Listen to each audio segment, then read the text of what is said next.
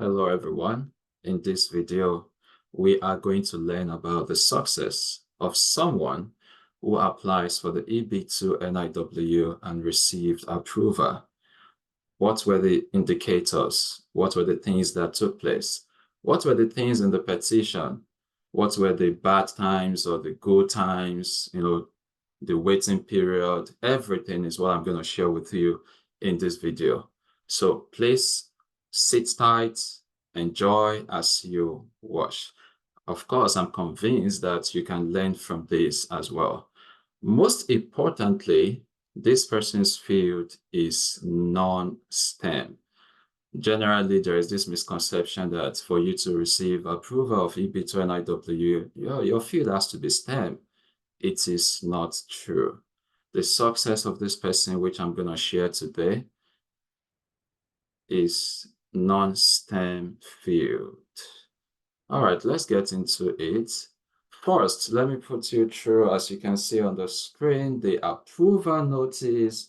You can see here on January 17, 2024, we approved your Form I-140. So this is the first stage of your EB2 NIW. You submit Form I-140 alongside the body contents of your petition. If approved, you're going to receive an email, and you can as well check online to see the progress of your application. So in this case, this is an online case status checking that shows that the case of this person has been approved.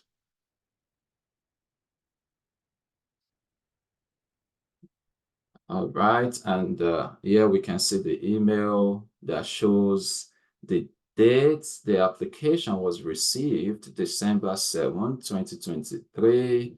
And we can also see some of the details of this person. One thing I want you to draw a lesson from this is that age is not a barrier. This person, as we can see, is more than 40 years old. Another important thing is that there was no active review status for this person, and I'm going to explain what I mean. Ideally, when you submit your application, the first thing is you will receive a receipt notice that shows that USCIS has received your application. You can also check the progress online, as I said earlier. After some time, it will change from that USCIS has received your application to, as of this particular date, your case is being actively reviewed. Unfortunately, for this person, right from the start to the end, it didn't change to your case is being actively reviewed. So, it was worrisome for this person. But then there was no action taken by the person, and everything goes well. And as you can see, in fact, the person even messaged me by saying, "Hi, Prof, please proofread and help review. I will send this plus the online request, which I will initiate after this date, a day after the 45 days period for premium processing gets due." So there was already a tension. Tension to what? To my case status didn't change to my case is being actively reviewed, as that's the usual norm for many people that applied. Tension as to it took longer than usual for someone that used a premium service. However, I want you to know that USCIS is always actively revealing your case, as we can learn from this person's case. And it took 41 days.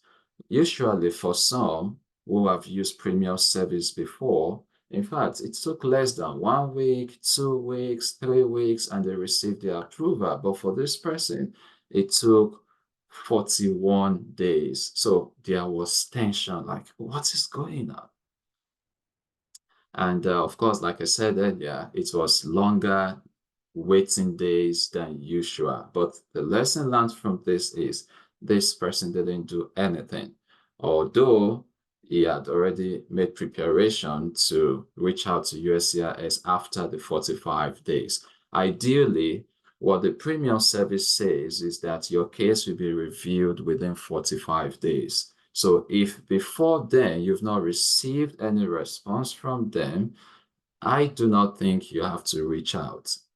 I do not think so. I believe everything is going as planned. If after the 45 days benchmark, you didn't receive anything from them, then you can initiate the next stage of reaching out to them.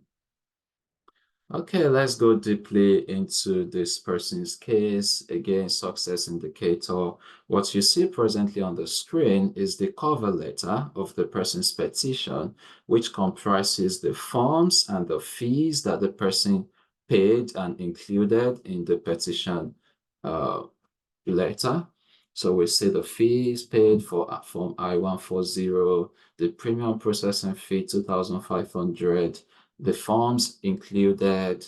Then we have the body of the petition. Now, one thing I want us to take note of here, as many of you do ask the questions, how long, how many pages should the content of your petition be? It all depends on individuals. For this person's success case, we could see that the main content of the petition was 33 pages, which is different from the exhibits. You can see that the pages the exhibit contain is even more than the exact content that is written. So the exhibit was about 58 pages. The main body content was 33 pages. And this person included reference letters as well as their CVs and his own CV. All right, watch to the end so you can learn the area of proposed endeavor of this person. Again, another thing I want to draw your attention to is the reference used. This person used 7 references. And importantly, out of these 7 references, 5 of them were from his previous and current workplace. As you can see on the screen, 5 were work-related, and one of these reference was from his mentee. So it's quite surprising because many of you would say, oh, you expect reference letter to be from those that are above you in the field. For this person, surprisingly, one of his reference was from his own mentee, who was able to write about a mentor, providing a reference for a mentor. All right, and one of the reference letter was from this person's professor. Of course, this person has a master's degree, as we're going to see very soon, and he received a reference letter from his professor. And I think one reference letter was also from this person's home country, where he grew up from and had significant work experience. All right, now let's look at some of the, advanced degree, the field of this person, what degree did this person have. And why I'm going to share this is because some of you have bachelor's degree in a different field, you have a master's degree in a different field, and you are always asking questions, how do I interrelate these fields all together to, write my petition? So let's take a look at this person's field. I'm going to read some of the content you see on the screen. Bachelor's degree in accounting and finance. I commenced my academic journey at University X, a prestigious institution celebrated for its exceptional business education programs. As we can see here, this person is trying to elevate his institution. In 2007, I proudly earned my bachelor's degree in accounting and finance. So this person's bachelor's degree was in accounting and finance. Again, some of you think that is not possible. Amidst the challenges and rigorous academic environment, I excelled, particularly in critical courses such as Introduction to Accounting, Principles of Public Finance, and Auditing and Investigation. So this person was trying to tell us some of the course content of his accounting and finance program. It may interest you to know that this person didn't finish with distinction, neither did they finish with second class upper, but that didn't reflect in this section of the petition. My academic studies at University X were marked not just by my perseverance in the face of a demanding curriculum, but also by my consistent demonstration of exceptional aptitude and a deep understanding of the complex principles governing accounting and finance. So far, what we have learned from this is the person's field, how the person crafted the part of his petition, and you could see that the person also includes exhibits of his degree certificate and transcripts. Next, let's look at what we have on the screen, the person's master's degree. Before this achievement, I earned a master's of business administration, specializing in human resource management. Again, I'm interested, I'm really excited in sharing this success story because it's non-STEM and it's a field that many people have a misconception that it's not possible to get an exceptional ability approval for this category. BSc, BS in accounting and finance, master's in business administration with a major in human resource management. Although this person had another master's in administration and management. So what we can say is accounting and finance, then management, human management. This trio of advanced degrees, each with a distinct but interrelated focus. So this person is beginning to let the officer know that, see, I have these varying degrees, but they are all interrelated, and the person is going to show it in his petition. Has equipped me with an exceptional depth of knowledge and practical skills. My educational journey reflects a commitment to excellence and a broad understanding of the nuances in management and human resources. So what we could see here is that this person is beginning to let the officer know his area of proposed endeavor, the area is going to speak on as far as this case is concerned. So positioning me as a distinguished and versatile professional in this dynamic sector. I hope you are following. Before I continue, let me quickly say that if you have not hit on the subscription button, please quickly do that to support Prof. Dan Tutorials. It doesn't bite. The subscription button doesn't bite. You've been benefiting from all these videos. Why not give it a thumbs up, make a comment, check the description section, reach out to us if you so desire, and let's see how we can, assist each other. On to the next.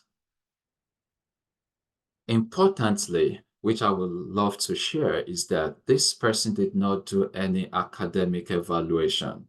So ideally, for petitioners that receive a foreign degrees from schools other than those in the United States, it's usually expected that you provide an evaluation that is carried out by an academic evaluation company, for example, WES, World Educational Service, who are well known in evaluating credentials. All these different bodies do is to show that the credentials you've received in a foreign country, in your home country, is equivalent to this degree class in the United States.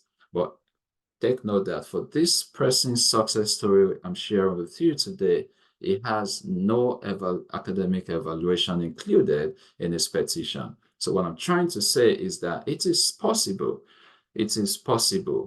Make sure you put a clear exhibit of your certificate, your degree certificate, your transcripts, and that perhaps seems to be enough, even if you do not have the evaluation. All right, let's just take a snipe at the substantial merit and national importance of this person. As we can see on the screen, 2.1, quality management systems. Now, if you read all of this paragraph, this person is trying to lay the foundation of his field, which is quality management system, how it started, how it is going, and why that is of national importance and has substantial merits. If you read the last sentence here, it says, the shift towards military production in the United States necessitated stringent quality control measures. So it's just a brief of the person, substantial merit and national importance section. He's trying to let us know the importance of the field, and the person went on to write more sections about how the field is of substantial merit, backed up with many exhibits, why it's of national importance. The person also went on to write about his own work experience and how it aligns to this area of national importance, quality management system. On to the next. Let's look at some of the ways this person has well positioned himself. Remember, in your petition letter, another section you have to write about is how you are well positioned to channel the course of the so-called proposed endeavor you're talking about. So for this person, you could say this is 2.4. So there are some sections that have been removed for the purpose of this video. Recent publication. Why I want to share this section with you is to know that this person has no published publications, which means has no citations. This person has no Google Scholar page. This person has no ResearchGate profile. Now, there is a misconception, as many of you have been delaying writing your petition because you feel you do not have publication. You're trying to write many publications. It doesn't really matter. It all depends on which other areas can you write about that can strengthen your case.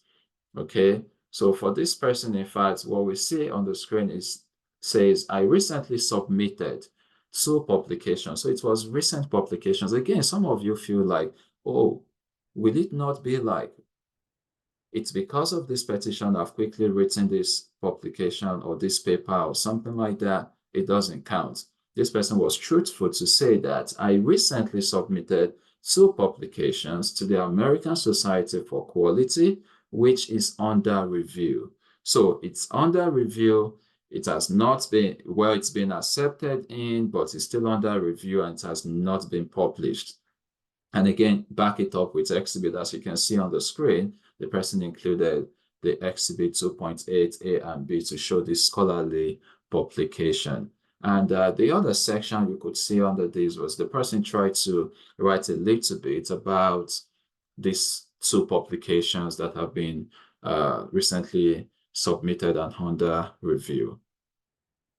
All right, let's take a look again at another part. I'm going to read some of this out for you to learn some things from. I actively support the collection and analysis of data for regulatory reporting, coordinating, and developing reports and assessment tools to ensure compliance. This aspect of my work is critical as it underpins the adherence to regulatory standards, which is foundational to any robust QMS, quality management system. So overall, this section of this person's petition is trying to tell the officer what he has been actively doing in that role, also backed up with exhibits. And if you actually take a look at this, it doesn't really sound like something that is so genius. It doesn't sound like STEM related. It just sounds as a normal routine job that someone is doing. However, it depends on, the configuration, how the person is able to, put the whole thing together and sell yourself. That's it. It all depends. All right, let's look at 3.3.2 section of this person's petition. Advancing quality management. My journey at, I guess that's the place of work of this person, and he included exhibit. My career trajectory at this distinctly positions me as a highly capable individual in advancing quality management systems. So again, this person is still trying to leverage on his work experience, what he is doing, what he has done. My journey began as a quality assurance tool at the name of the company, where I quickly established my compliance, document control, and audit management expertise. You remember that this person's first degree was accounting and finance, and in one way or the other, he found how to, incorporates that accounting and finance even in his work area, which is quality assurance. Interrelation, which is very important. You want to make sure that there's interconnectedness of all the facets of your petition.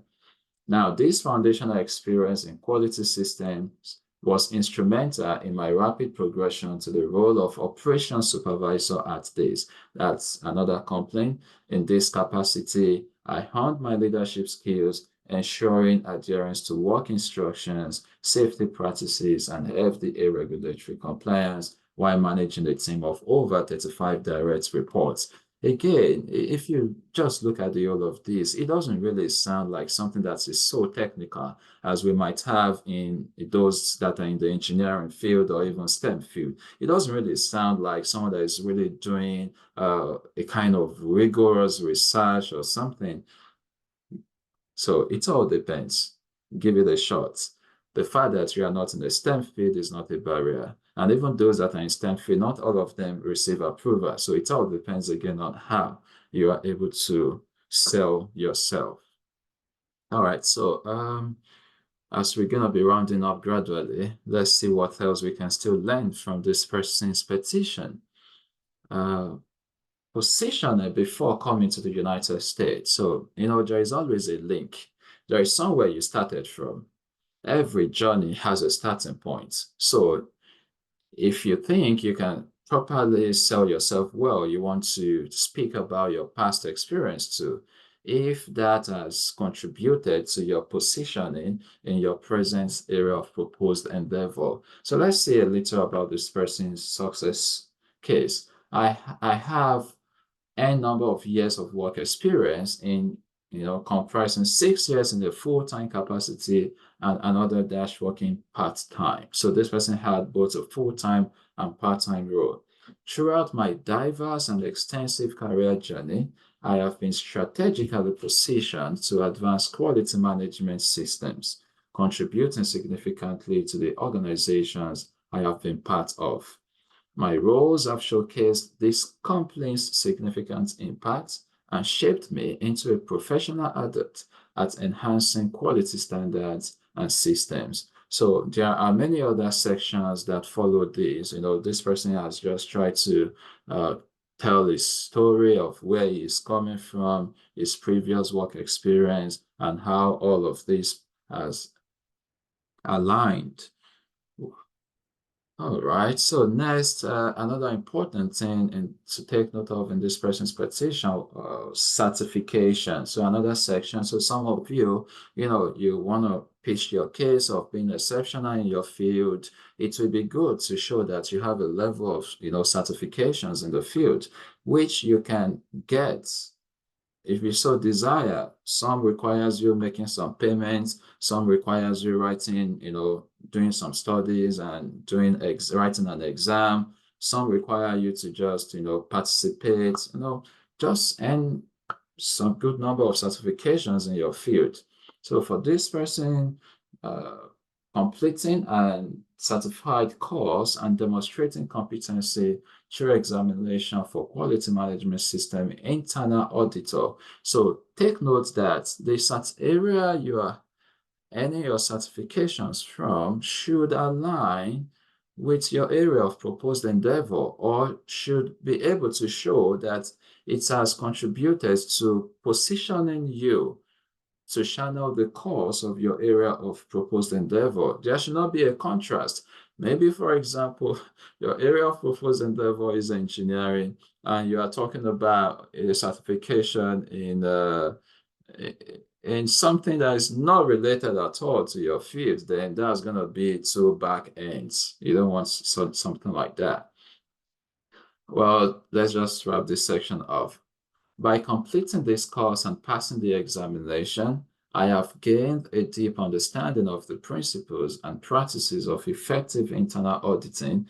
This knowledge is crucial for assessing effectiveness it goes on like that.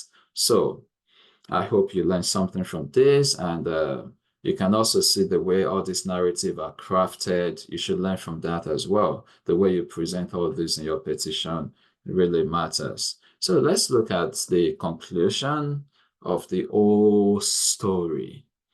In conclusion, the unique contribution of my advanced academic credentials, extensive professional experience, and demonstrated commitment to the highest standards in QMS, that's the person's field, provides compelling reasons for waiving the labor certification requirements. Granting this waiver would enable the United States to retain an individual whose contributions are valuable and pivotal to enhancing the QMS field. My profile is emblematic of the exceptional talent that the NIW seeks to retain, underscoring the national interest in my continued work in the United States. It's all stories, you just want to make sure you sell yourself. Overall, what we have learned in this video is that this person's field was not STEM. This person's profession, in fact, doesn't really look like a very serious technical field, as we may see in some engineering field or STEM in general. This person had a bachelor's degree in accounting and finance, master's degree in management-related field, work experience as a quality assurance supervisor, and that is it. And he received this approval. Congratulations to Mr. X. Congratulations on the approval of your exceptional ability petition. For those of you who are yet to write yours, I hope you learned from this and you can proceed to starting your own procedure. Check the description section if you are interested in reaching out to us, where we can offer you some consultation, advice, assist you, and even connect you to a community of people who have experience in this process, or who are writing, who are still going to write, or who have written and their cases have been approved. All of this in order to help the community. Wishing you all the very best, and I will see you all again in another video. Bye-bye.